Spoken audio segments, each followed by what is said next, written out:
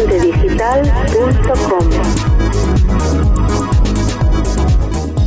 Iniciamos un nuevo espacio de Génesis y vamos a dar la bienvenida a Shai Shemer. Bien hallado, Shai. Muchas gracias, nuevamente con vosotros con mucha alegría. Shai, en estos tiempos que corren, el tema de la alimentación, de la provisión, es un tema de orden mundial por la cantidad de personas que pasan hambre.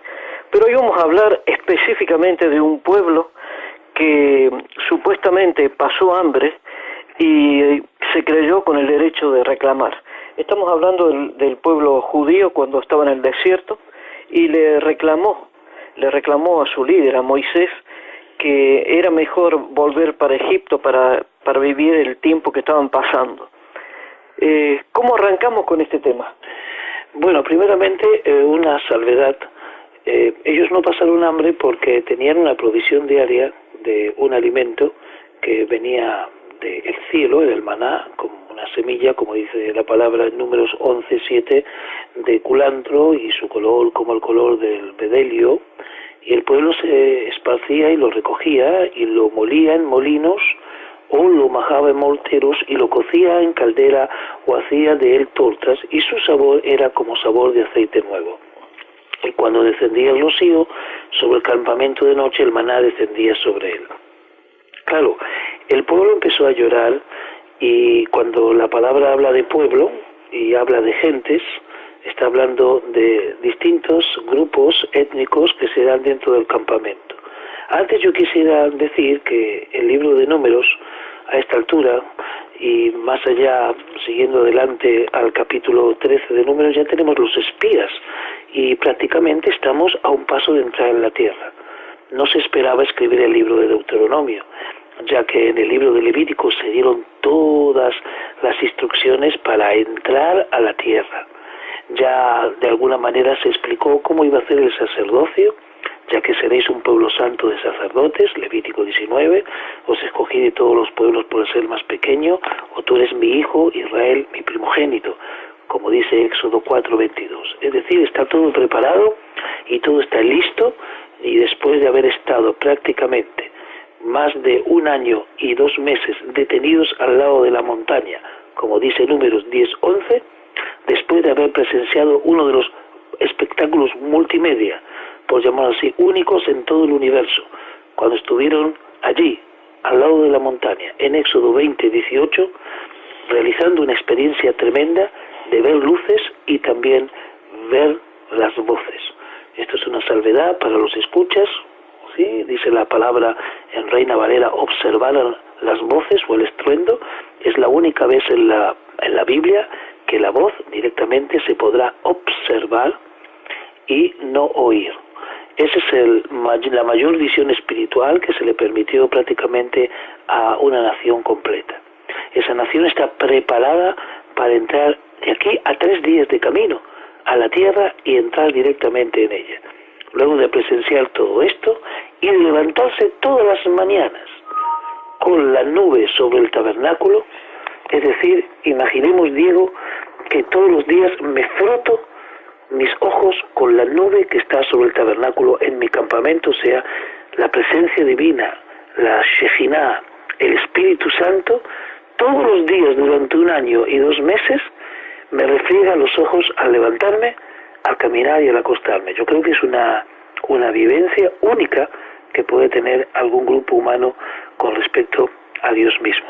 Y esa nube que estaba sobre el tabernáculo, que el mismo libro de Números dice que descendió y se quedó allí por un año y 2 meses, Moisés le dice a los israelitas que deben salir ya, y como dice también capítulo 10, versículo 29, Moisés dice que ya nos vamos a aquel lugar el cual Yahvé había dicho, yo os lo daré.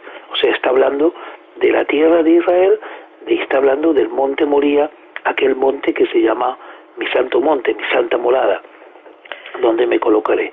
Esto parece algo tremendo.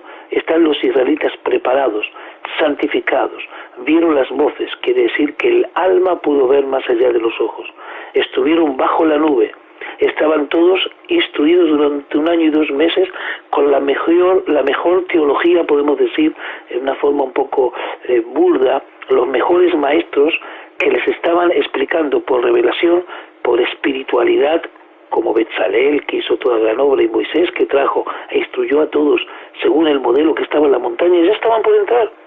Pero ocurre algo, ocurre en el capítulo 11 de Números, a 3 días de camino prácticamente de la tierra prometida, y ya implantar en ese momento una conexión desde el monte Moría con el Señor, y empezar a todo este desarrollo que se podría llamar restaurar el reino de Dios y justicia, acontece algo que el pueblo comienza a llorar y a pedir allí codornices en vez del maná. Y esto es algo inexplicable. Esto forma parte de la condición humana de los israelitas, como también de cualquier otro grupo humano que es capaz de llegar a cansarse, a hartarse de ver un milagro cotidiano. Bueno, por una manera lo que dices tiene su alcance, y claro está. Si tratamos de escudriñar un poco más, esto no tiene ningún tipo de asidero, no tiene tampoco ningún tipo de explicación clara, porque el pueblo que está aquí no es un pueblo bandolero, está instruido por Dios, está bajo la nube, está con instructores, vieron cosas que no vio nadie, tienen revelación y tienen responsabilidad, pero tienen también algo muy discutido por muchos teólogos, y me tendrán que disculpar muchos de los oyentes, que es la libre elección.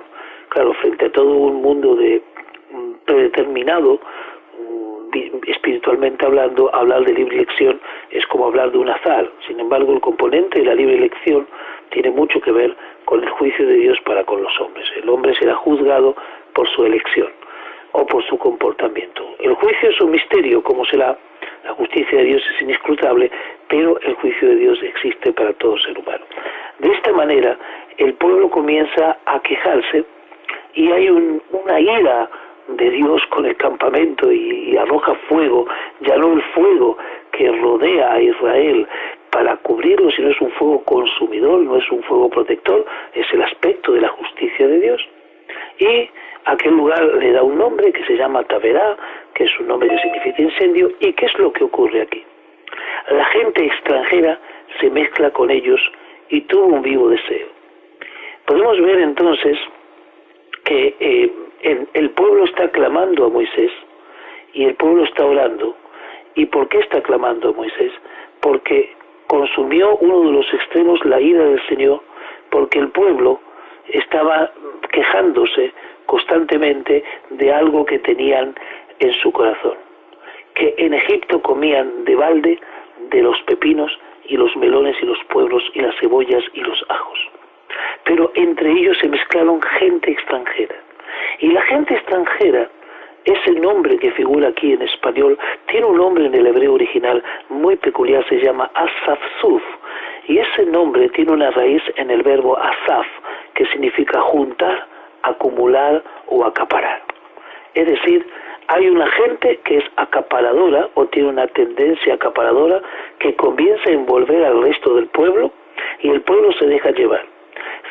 Mientras que está el grupo que come el maná, que no se puede acaparar, ya que después de un día se llena de moho y se llena de gusanos, y no hay forma de acumularlo ni atesorarlo, está también la tendencia del hombre a acaparar, y piden algo que sí se puede acaparar, que es la codorniz, que se puede ahumar, que se puede comer, que se puede almacenar, que se puede de alguna manera mantener dentro o fuera de la tienda en cercanías.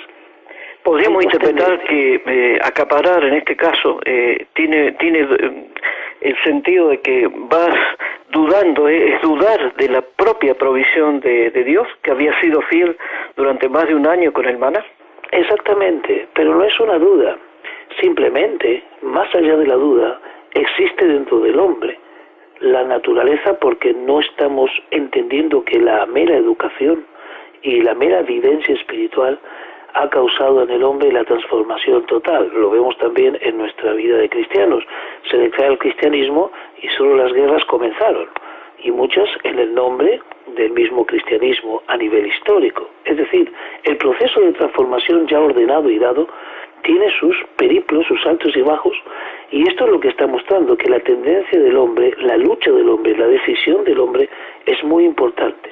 Y hay un grupo que influye sobre el otro, en dos tendencias claras, la que yo quiero llamar hoy lo que va del maná a las codornices. El maná es lo que se come diariamente, o como en cristiano decimos, a cada día dele su afán. Y las codornices representan la aspiración de una parte del pueblo a tener un contacto con algo que pueda acumular y saciar su interior hasta decir no quiero más. Es decir, la sensación de plenitud, de llenura, lo cual advierte muy bien Proverbios 30, de no llegar a la plenitud de la saciedad para no negar a Dios. Por tanto, estamos en un estado de sensación de absoluta, se puede decir, homeostasis o equilibrio, y por otro lado, no tener demasiado poco para no entrar en la codicia o en el hurto. Se habla de un equilibrio en Proverbios 30, y el equilibrio implica que no debo saciarme completamente. La saciedad va a llevar a este pueblo a la característica de toda persona que busca absoluta prosperidad: olvidar su comunión con Dios. El maná no los estaba protegiendo del hambre, los estaba protegiendo de la codicia y educando a una generación que ya llevamos, vamos a decir, 3000 años tratando de comprender esto. No os hagáis tesoros en la tierra, sino a cada día dele su afán, o el Hijo del Hombre no tiene dónde recostar la cabeza. Por tanto, esto no podemos decir que ha sido una victoria total. Hoy vemos que el mundo va absolutamente desenfrenado hacia una codicia desproporcionada, lo que trae un gran desequilibrio. Pero ¿por qué el maná no se puede acumular? Porque cuando el hombre acumula, el hombre proyecta. El hombre, cuando proyecta, el hombre es protagonista del proyecto, y también hace diseños y diseña una vida en donde puede llegar a decir mi mano, el hombre, decir mi mano hizo todas estas cosas. No deja de ser sorprendente que un grupo de hombres que llamaste infiltrados pudieran influir de tal manera sobre ese pueblo, el pueblo elegido por Dios. Sí, porque, sí, perdóname, Diego, si me permites citaré algo que es tremendo y que viene en forma repentina para el lector que profundiza. Números 11:6 dice que el alma del pueblo está seca. El alma no puede estar seca. ¿Cómo puede estar seca un alma que durante 1 año y medio se levanta todas las mañanas y se acuesta con la nube de Dios reposando sobre el tabernáculo en medio de su pueblo? Es indudable que esa sequedad viene de un conflicto tremendo, y yo lo he encontrado, si me permites, en esta frase que dice: nos acordamos del pescado que comíamos en Egipto de balde. Si nosotros escudriñamos la Escritura, veremos que no hay nada de balde en Egipto. Lo único que puede haber de balde es que la comida no se comía con responsabilidad. Es decir, el esclavo trabajaba y el amo le daba de comer. Si bien no era gratuito, la gratuidad estaba en que el esclavo no tenía que asumir ninguna responsabilidad más que trabajar, hacer lo que le dicen y comer.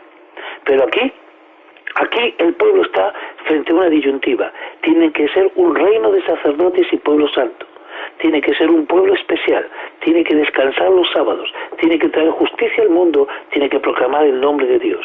Eso es una responsabilidad. Nuestras iglesias están vacías de obreros y llenas de gente que viene a escuchar la palabra. Conclusión: la gente quiere participar de balde de la bendición, pero compromiso con el trabajo, la acción y también la reciprocidad de la palabra de Dios. Sabemos que la mies es mucha y los obreros son pocos. Preferimos un Egipto de balde que asumir la gran responsabilidad de llevar la bendición a toda la familia de la tierra, como Dios lo está pidiendo. Es tremendo, el pueblo está casi por entrar en la tierra de Israel y se encuentra con una disyuntiva: un pueblo que quiere comer de balde y el otro pueblo, la gente que quiere acaparar la codorniz, que quiere algo más sustancial, no quiere vivir de día en día. De alguna manera, la crisis de la responsabilidad y la crisis del Dios del espacio o de la acumulación hizo que estos dos grupos encadenadamente desataran una tragedia. porque después de esto viene la tragedia, ya que Dios les da según su petición. A pesar de que estamos separados por miles de años de este acontecimiento que menciona la Biblia, en cierta forma podríamos decir que estamos retratados en esta sociedad de comienzos del último milenio o del séptimo milenio. Estamos retratados por esta acción y nos olvidamos que la ira de Dios se puede desatar en cualquier momento.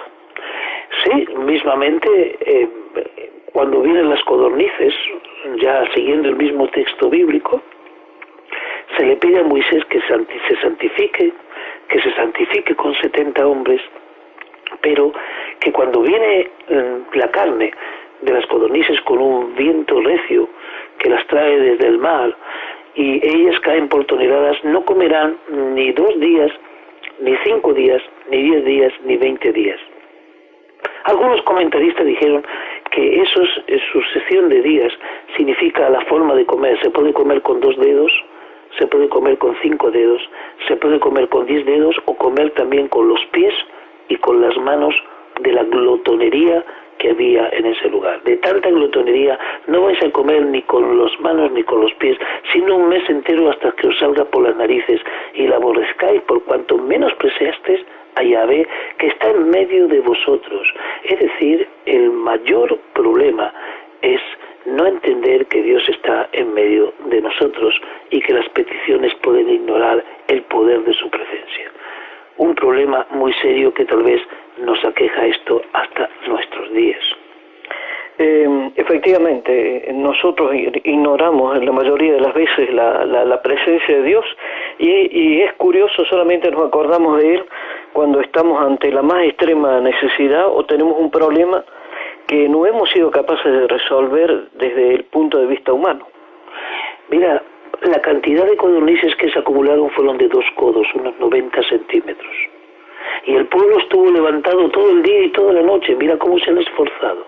Y todo el día siguiente recogieron codornices, y el que menos recogió 10 montones. ¿Cómo es posible? Porque los asafsuf, como dije, que viene del verbo asaf, que viene de acumular y de acaparar, ellos no solamente querían comer, sino que era la sensación de tener el ahorro, la perspectiva.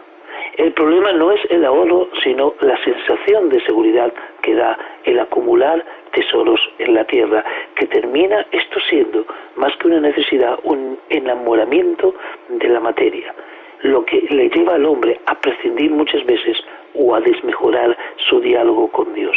Así que cuando la carne estaba entre los dientes, la ira de Yahvé se encendió y el pueblo fue herido. Y podemos pensar por qué entre los dientes. Porque aquí recordaremos algo que ya hablamos en otras secuencias. Cuando estamos comiendo, ya no pensamos tanto en Dios. Generalmente bendecimos antes de comer. Y cuando la carne está en nuestros dientes, vaya a saber qué pensamiento de agradecimiento hay en nuestra boca. Y al terminar de comer y finalizar ese banquete que nos hemos servido generalmente cuando nos gusta comer, vaya a saber dónde está nuestro pensamiento relajado y nuestra relación con Dios. Por eso, si en aquel momento, cuando la carne estaba siendo masticada, a alguno se le hubiera ocurrido decir gracias a Dios por haber traído las codornices con un viento recio, aún así dentro de ese pecado, si hubieran recordado a Dios mientras comían en esa saciedad, tal vez la ira de Dios no hubiera descendido, pero como estaba Egipto en la mente de muchos tal vez pensaron, qué bueno, estamos comiendo como en Egipto y qué buenos recuerdos nos trae el comer ahora en balde, sin responsabilidad. En ese momento la ira fue total. ¿Por qué? Porque lo que Dios quiere es que se haga memoria de Él, que se tenga en cuenta su cercanía y que se le tenga en cuenta como hacedor de todas las cosas. Y el hombre, cuando se sacia, tiene un riesgo muy, descubierto a través no solo de la palabra de Dios, sino de la naturaleza humana manifiesta en el devenir histórico, de que puede llegar a entrar en un egocentrismo desprovisto de toda comunión. Y aunque esto dure segundos o minutos o secuencias cortas en apariencia, esto es un mal que puede prolongar otros males dentro de la vida del hombre. Bien, podríamos decir que todos nosotros tenemos un Egipto en algún lugar de nuestro corazón, de nuestra alma. Principalmente por el hecho de que nos encantaría comer de balde, es decir, vivir y trabajar sin tanta presión, sin responsabilidad, sentarme a escuchar una oración o un mensaje bíblico sin que me estén señalando con el dedo o me cuestionen algún accionar. Manejar mi economía de una manera que no me presionen para comprometerme económicamente con nada, y menos aún con cosas que tal vez me lo exigen que lo haga de corazón y además con voluntarismo. De alguna manera, el tener una responsabilidad limitada y el desgajarse de las cosas, eso está dentro de la anatomía humana y de la estructura espiritual del hombre que proviene de la misma caída del Edén. Y esa degradación va en aumento, el hacer las cosas en balde.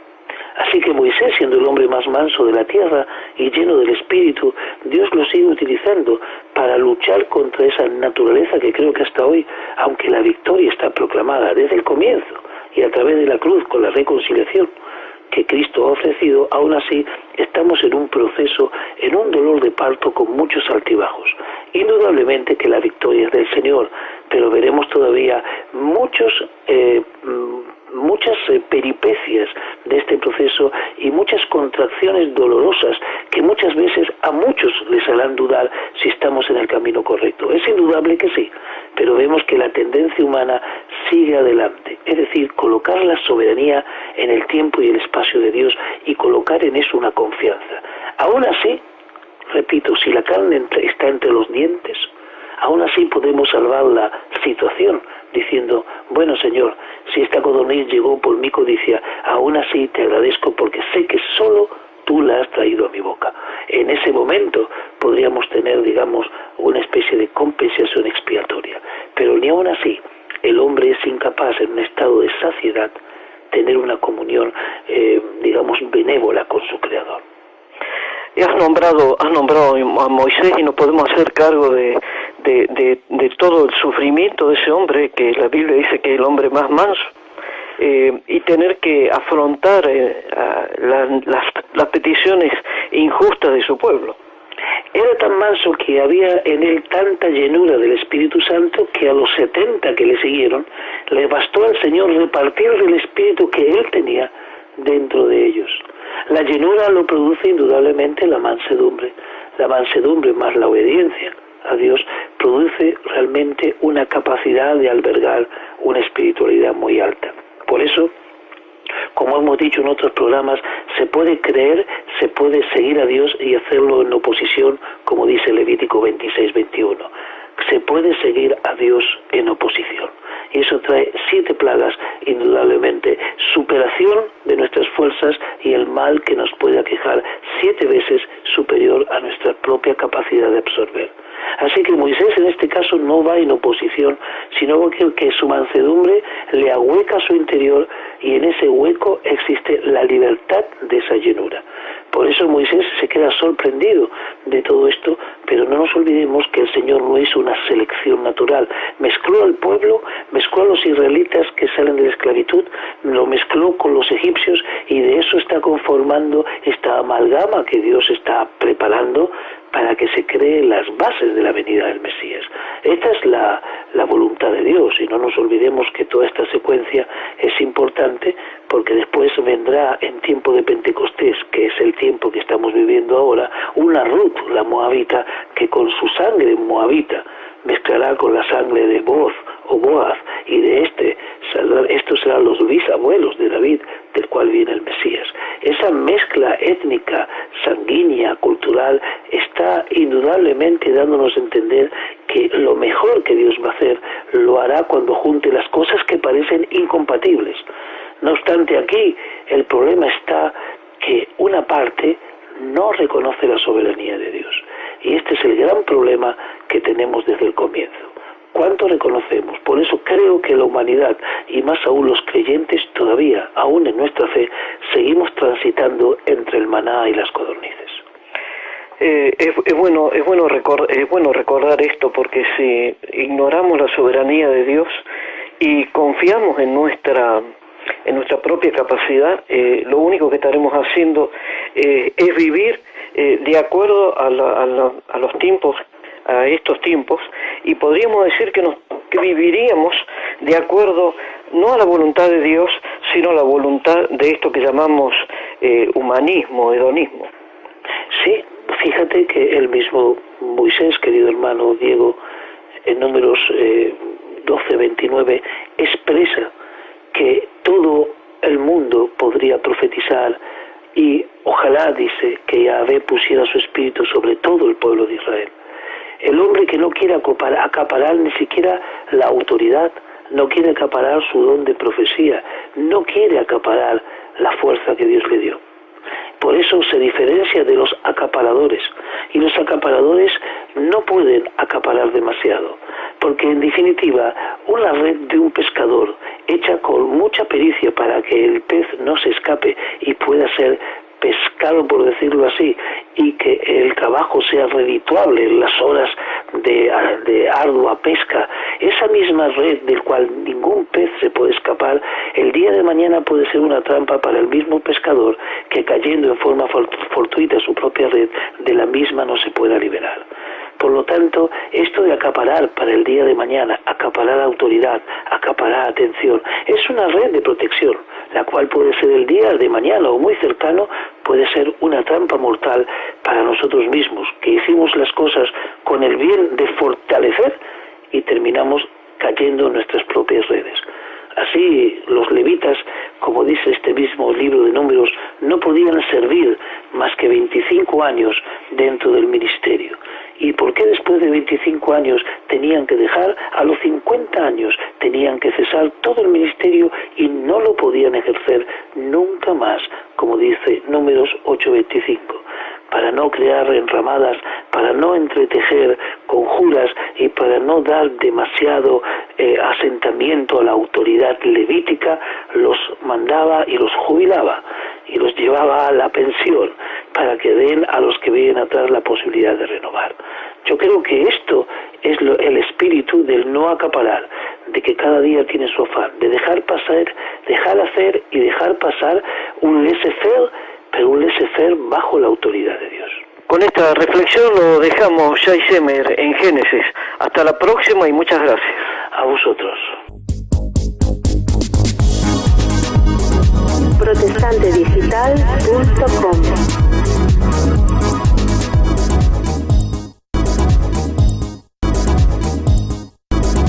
Su líder, a Moisés, que era mejor volver para Egipto para vivir el tiempo que estaban pasando. ¿Cómo arrancamos con este tema? Bueno, primeramente una salvedad. Ellos no pasaron hambre porque tenían una provisión diaria de un alimento que venía del cielo, del maná, como una semilla, como dice la palabra en Números 11:7, de culantro y su color como el color del bedelio, y el pueblo se esparcía y lo recogía y lo molía en molinos o lo majaba en morteros y lo cocía en caldera o hacía de él tortas, y su sabor era como sabor de aceite nuevo. Y cuando descendía el rocío sobre el campamento de noche, el maná descendía sobre él. Claro, el pueblo empezó a llorar. protestantedigital.com. Iniciamos un nuevo espacio de Génesis y vamos a dar la bienvenida a Shai Shemer. Bien hallado, Shai. Muchas gracias, nuevamente con vosotros, con mucha alegría. Shai, en estos tiempos que corren, el tema de la alimentación, de la provisión, es un tema de orden mundial por la cantidad de personas que pasan hambre. Pero hoy vamos a hablar específicamente de un pueblo que supuestamente pasó hambre y se creyó con el derecho de reclamar. Estamos hablando del pueblo judío cuando estaba en el desierto y le reclamó Oral, y cuando la palabra habla de pueblo y habla de gentes, está hablando de distintos grupos étnicos que se dan dentro del campamento. Antes yo quisiera decir que el libro de Números, a esta altura, y más allá, siguiendo adelante al capítulo 13 de Números, ya tenemos los espías, y prácticamente estamos a un paso de entrar en la tierra. No se esperaba escribir el libro de Deuteronomio, ya que en el libro de Levítico se dieron todas las instrucciones para entrar a la tierra. Ya de alguna manera se explicó cómo iba a ser el sacerdocio, ya que seréis un pueblo santo de sacerdotes, Levítico 19, os escogí de todos los pueblos por ser más pequeño, o tú eres mi hijo, Israel, mi primogénito, como dice Éxodo, la mayor visión espiritual que se le permitió prácticamente a una nación completa. Esa nación está preparada para entrar de aquí a 3 días de camino a la tierra y entrar directamente en ella. Luego de presenciar todo esto y de levantarse todas las mañanas con la nube sobre el tabernáculo, es decir, imaginemos, Diego, que todos los días me froto mis ojos con la nube que está sobre el tabernáculo en mi campamento, o sea, la presencia divina, la Shejinah, el Espíritu Santo, todos los días durante 1 año y 2 meses me refriega los ojos al levantarme, al caminar y al acostarme. Yo creo que es una vivencia única que puede tener algún grupo humano con respecto a Dios mismo. 4:22. Es decir, está todo preparado y todo está listo, y después de haber estado prácticamente más de 1 año y 2 meses detenidos al lado de la montaña, como dice Números 10:11, después de haber presenciado uno de los espectáculos multimedia, por llamarlo así, únicos en todo el universo, cuando estuvieron allí, al lado de la montaña, en Éxodo 20:18, realizando una experiencia tremenda de ver luces y también ver las voces. Esto es una salvedad para los escuchas, ¿sí? Dice la palabra en Reina Valera, observar las voces o el estruendo. Es la única vez en la Biblia que la voz directamente se podrá observar y no oír. Ese es el mayor